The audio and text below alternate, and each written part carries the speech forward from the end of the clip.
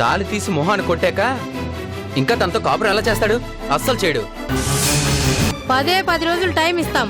ఈ అమ్మాయి మాత్రం ఇంట్లో ఉండడానికి వీల్లేదు. రాజా నువ్వు కలిసి ఉండాలని తను బలంగా కోరుకుంటుంది. ఎవరినైనా క్షమించొచ్చు గాని చందుని మాత్రం క్షమించకూడదు రాజా. చందుకి బుద్ధి రావాలి అంటే మీరిద్దరూ పెళ్లి చేసుకోవాలి.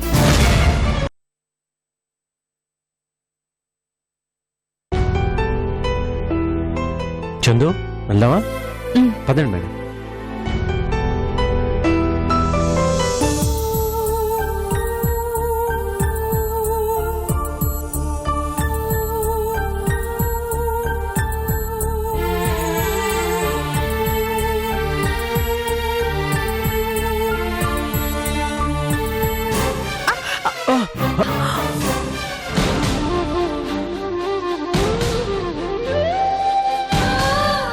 జాగ్రత్త మేడం. చీర కట్టుకోగానే సరికాదండి, చీరతో నడవడం నేర్చుకోవాలి. డాడీ, జయంతి గారిని ఒక కంట కనిపెడుతూ తీసుకెళ్ళండి. మళ్ళీ స్లిప్ అయినా అవ్వచ్చు.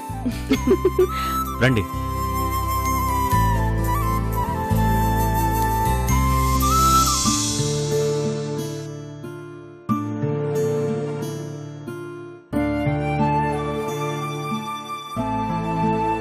డాడీ, ప్రదక్షిణాలు చేద్దాం రండి.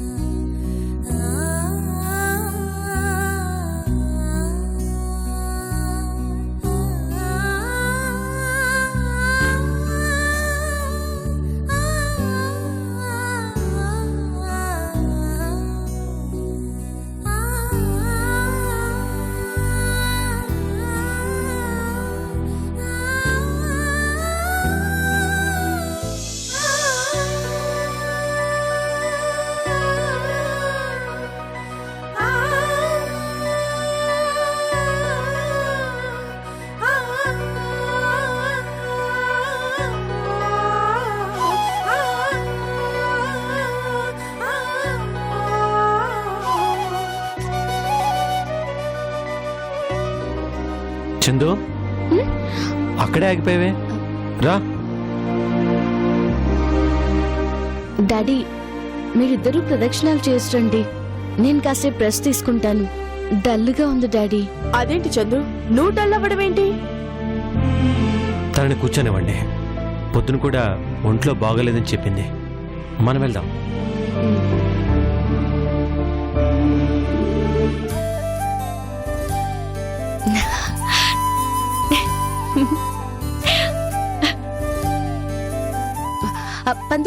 పంతులు గారు. ఏమిటమ్మా?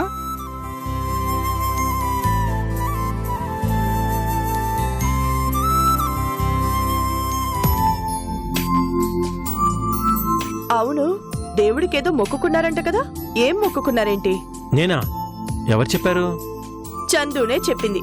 ఈరోజు గుడికి వెళ్ళాలని 2 రోజుల కిందటే చెప్పింది. మీ మొక్కు తీర్చుకోవడం కోసం వచ్చారట కదా? సారీ, అలాంటిదేం లేదు. చందు ఏదో సరదాగా చెప్పుంటుంది. పోనీ ఇప్పుడైనా మొక్కుకుంటారా? మొక్కుతాను. ఏమని? మా జయంతి మేడం గారికి కోపం తగ్గాలి, నన్ను చీటికి మాటికి తిట్టకుండా ఉండాలని కోరుకుంటాను.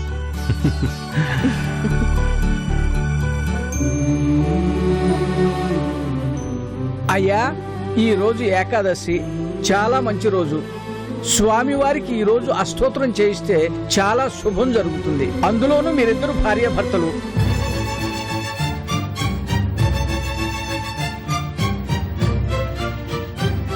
మీ పేర్లు గోత్రం చెప్పండి.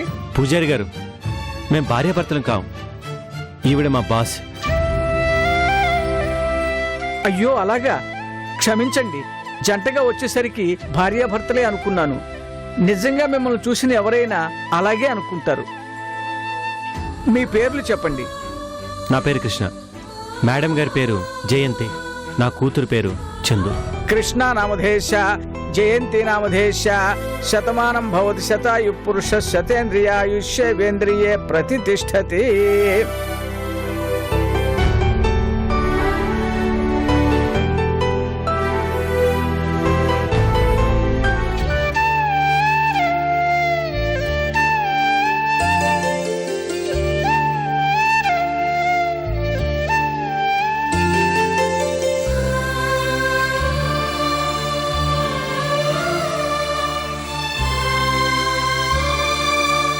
ఆగమార్థంతు దేవానాం గమనార్థం త్రక్షం. హారతి తీసుకోండి అమ్మా, హారతి కళ్ళకి అద్దుకోండి.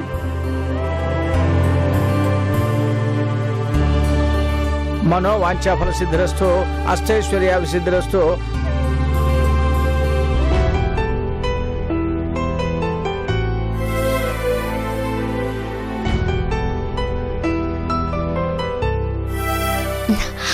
మేడం,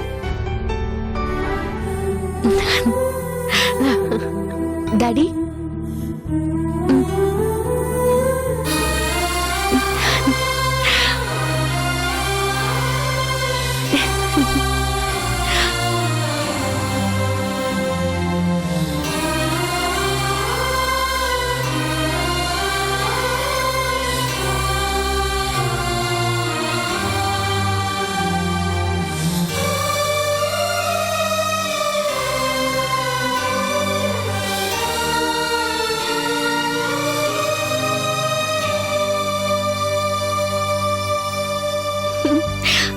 అమ్మయ్యా, నా కల నెరవేరింది డాడీ. ఏంటమ్మా అది? మీ ఇద్దరిని ఇలా పట్టుకుని నడుస్తుంటే ఎప్పుడో మమ్మీని మిమ్మల్ని పట్టుకుని నడిచింది గుర్తొచ్చింది. తప్పు చందు, అలా అనకూడదు.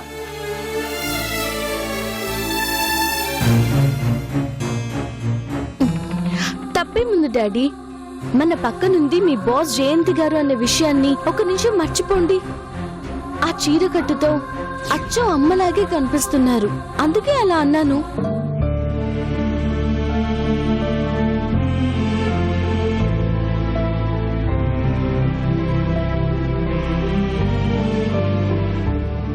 సరే అమ్మా, నువ్వు ఇంటికెళ్ళు, మేము ఆఫీస్కి వెళ్దాం. ఎప్పుడు ఉండే ఆఫీస్ ఇక్కడ డాడీ. ఈ రోజు సరదాగా అలా బయటికెళ్ళి ఏదైనా సినిమా చూసి లంచ్ చేసి వద్దాం. నో నో నో, ఆఫీస్లో చాలా పని ఉందమ్మా. మీరైనా చెప్పండి జయంతి గారు. మరీ అంత అర్జెంట్ పనేం లేవుగా కృష్ణ గారు. తన ఆశపడుతుంది, వెళ్దాం పదండి. థ్యాంక్ యూ జయంతి గారు, థ్యాంక్ యూ. పద.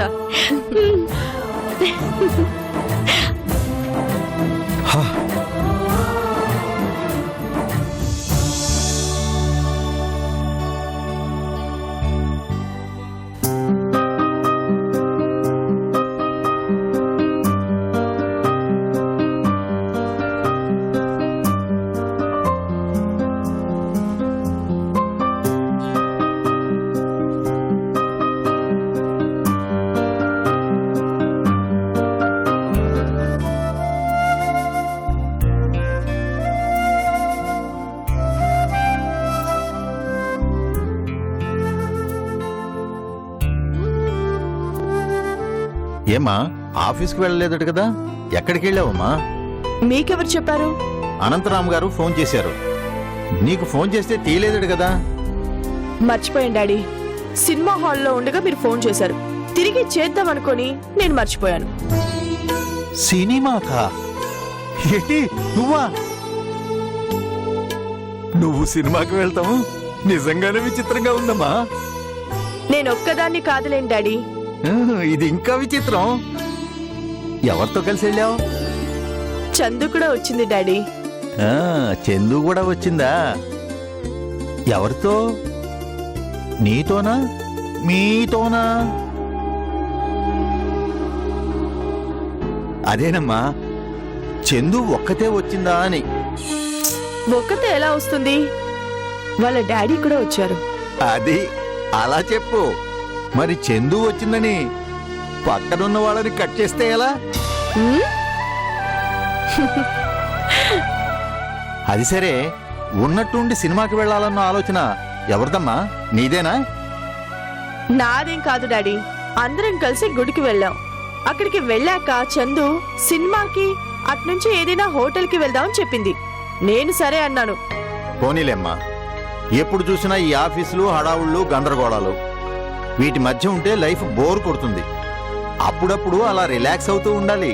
అందులోనూ మనసుకు నచ్చిన వాళ్ళతో వెళితే ఆ ఆనందమే వేరు. ఆ, అదేనమ్మా, చందు చిన్నపిల్లైనా నీ మనసుకు నచ్చింది కదా, మంచి ఫ్రెండ్ అయిపోయింది కదా. అదే చెప్తున్నాను. సరే డాడీ, బాగా టైర్డ్ గా ఉంది, నేను వెళ్ళి పడుకుంటాను.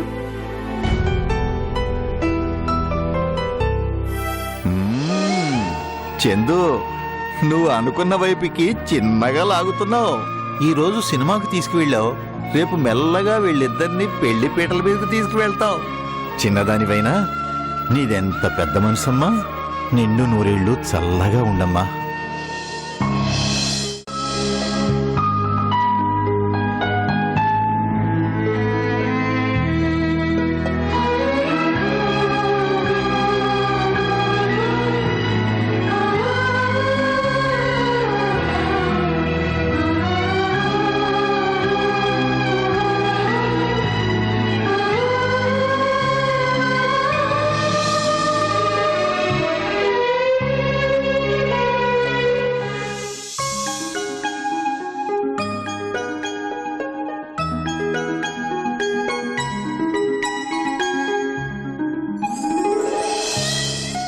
స్వామివారికి ఈ రోజు అష్టోత్తరం చేయిస్తే చాలా శుభం జరుగుతుంది. అందులోనూ మీరిద్దరు భార్యాభర్తలు.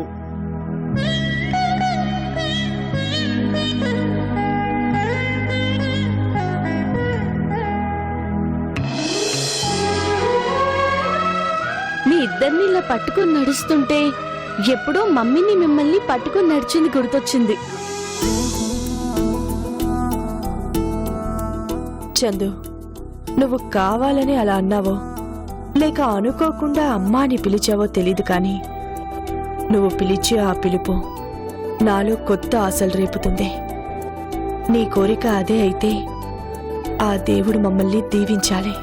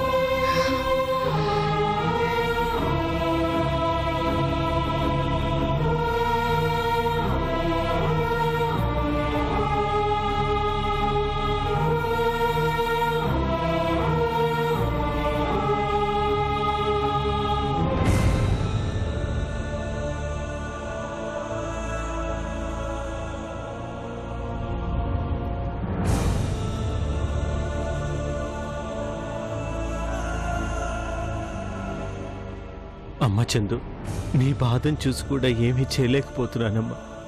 ఏ కష్టం వచ్చినా పిల్లలు తల్లిదండ్రులకు చెప్పుకుంటారు. నువ్వు చెప్పిన నీ బాధను తగ్గించలేని పరిస్థితి నాది. భగవంతుడా, అది చనిపోయేంత వరకైనా అది బాధపడకుండా చూడు.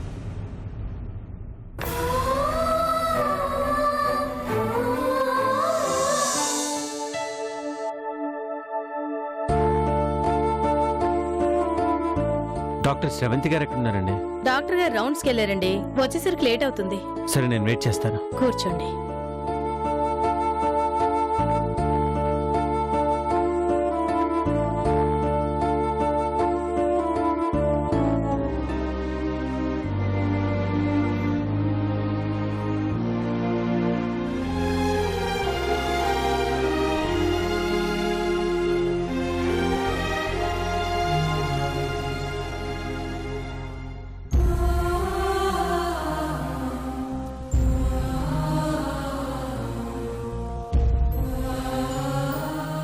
ఇలా నవ్వుతూ ఉండే నా కూతురు రేపు శవంగా మారిపోతుంది.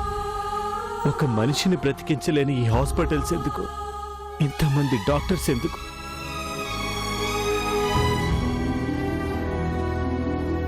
మీరా?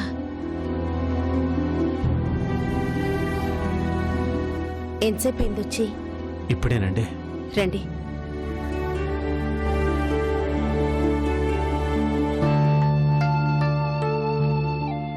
కూర్చోండి.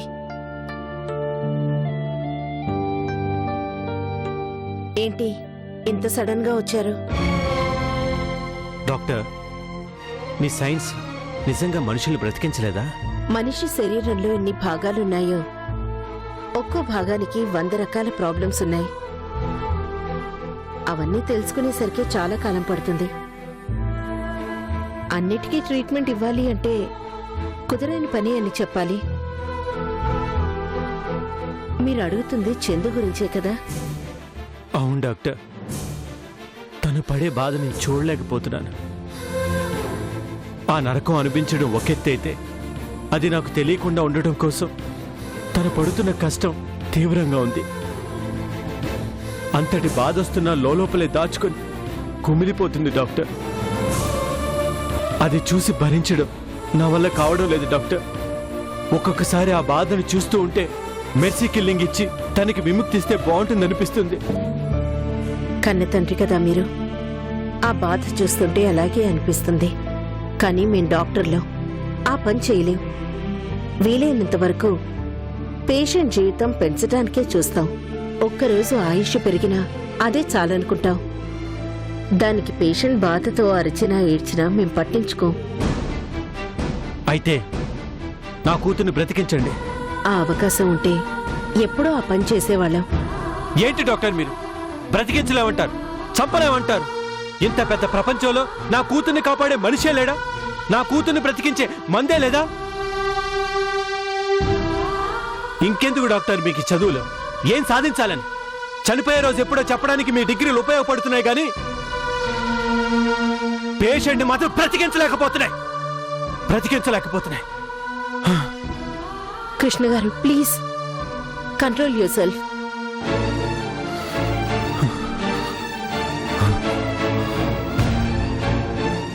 I'm sorry doctor, I'm really sorry. కూర్చోండి.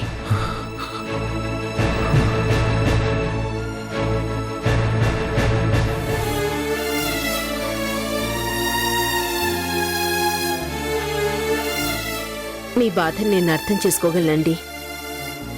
కానీ నేను హెల్ప్లెస్ సిచ్యుయేషన్లోనే ఉన్నాను. కనీసం ఆ నొప్పి నుంచి బయటపడడానికైనా ఏమైనా మందులుంటే ఇవ్వండి మేడం. నేనేం ఇచ్చినా అది టెంపరీ రిలీఫ్ కోసమేనండి. మీరు పని చేయండి. ఈ నెల 20వ తేదీన యుఎస్ నుంచి డాక్టర్ దత్తాత్రేయ గారు ఇండియాకు వస్తున్నారు. ఆయన అపాయింట్మెంట్ తీసుకుంటాను. చందును ఆయనకు చూపిద్దాం. ఆయన నా కూతుర్ని కాపాడతారా? అయితే అపాయింట్మెంట్ తీసుకోండి మేడం. లేదంటే మనమే యుఎస్ వెళ్దాం. యుఎస్లో ఎక్కడ ఉంటారో కనుక్కోండి మేడం. అక్కడ నాకు తెలిసిన వాళ్ళు చాలా మంది ఉన్నారు. నేను చాలా కాలం అక్కడే ఉండొచ్చాను. ఎంత ఖర్చైనా పర్వాలేదు, నేను పెట్టుకుంటాను. ఆయన కన్ఫర్మ్డ్ గా చందుని బాగు చేస్తారని చెప్పలేను. నాకు తెలిసే ఆ అవకాశం లేదు. కాకపోతే ఆయన బాగా సీనియర్ కాబట్టి ఇంకేదైనా సలహా చెప్తారేమో చూద్దాం. మనకున్న ఏ ఛాన్స్ని మనం వదులుకోకూడదు కృష్ణ గారు. అలాగే డాక్టర్, ఆయన దయ వల్ల నా కూతురు బ్రతికితే అంతే చాలు. కనీసం ఆ బాధను తట్టుకోవడానికి ఒక మార్గం చూపించినా చాలు చాలు.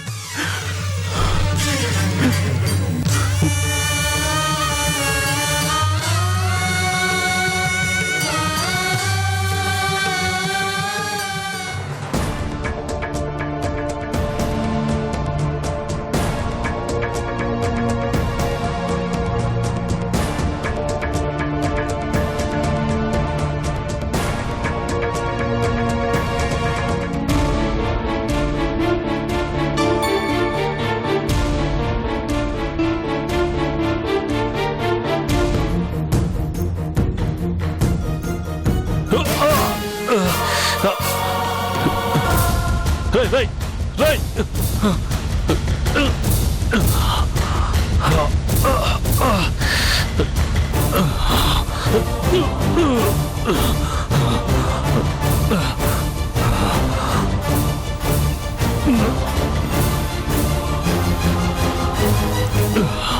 అయ్యో ఏమైందండి? ఎవడో రోడ్డు మీద వెళ్తూ గుద్దేసి ఉంటాడు. కళ్ళు మూసుకొని డ్రైవింగ్ చేస్తుంటారండి రోడ్డు మీద. మనమే కొంచెం జాగ్రత్తగా వెళ్ళాలి. అయ్యో పెద్ద దెబ్బే తగిలింది. రక్తం చూడండి ఎలా కారుతుందో.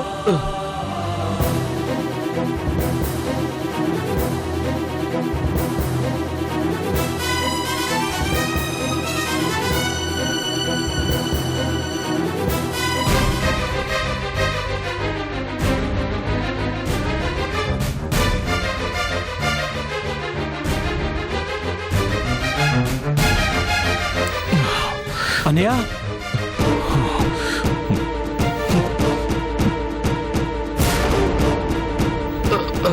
ఏమైందన్నయ్య?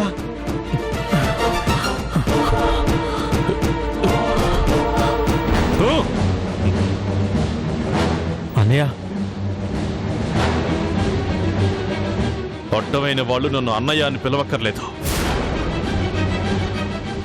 నాకు ఆ పిలుపు అంటేనే అసహ్యం కలుగుతుంది. అన్నయ్య ప్లీజ్, నీకు నా మీద కోపం ఉంటే అది ఇంకోలా తీర్చుకో, కానీ ఇలా కాదు. చూడు, చాలా పెద్ద గాయమైంది. రక్తం ఎలా కారుతుందో చూడు. అదిగో అక్కడ హాస్పిటల్ ఉంది, వెళ్ళి అక్కడ కట్టించుకుందాం. నీకోసారి చెప్తే అర్థం కదా.